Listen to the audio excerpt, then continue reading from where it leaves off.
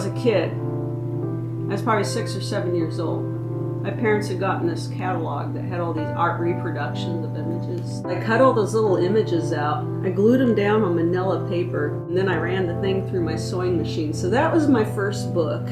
I think what really started it off in a lot of ways is this book that I found in an antique store in this little town in Maine that my parents would go to every summer. But it was a little letterpress book, and it was produced by an organization called the Roycrofters, which was a little colony set up by Elbert Hubbard. I just thought it was a wonderful little book, so I decided to go to school to become an illustrator.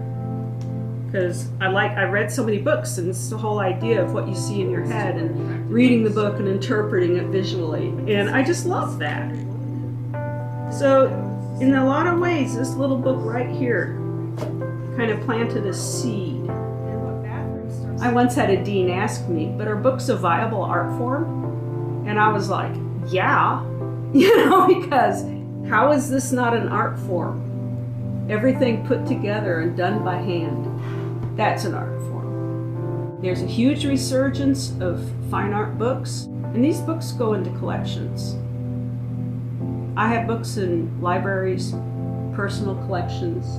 People buy these kinds of books because they are an art form. The last thing I ever do is design the cover and the binding, because it has to reflect the content of the book.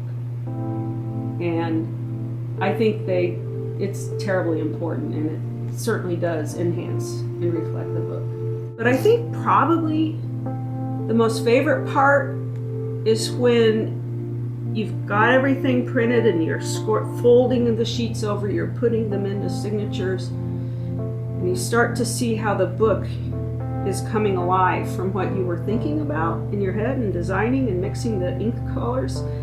I think the whole book design process, the most important lesson to learn is patience.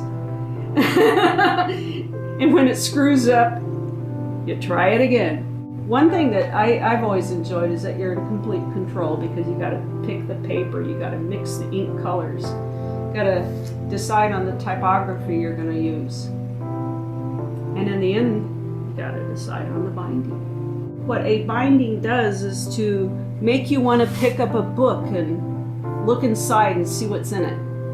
So, I don't know, I love the feel of a book. It's a little object of art that you can pick up and have a private conversation with, and the binding is to intrigue you, but I've learned so much history also by studying the process and looking at old books and seeing what people have done before me. It's just been really fulfilling.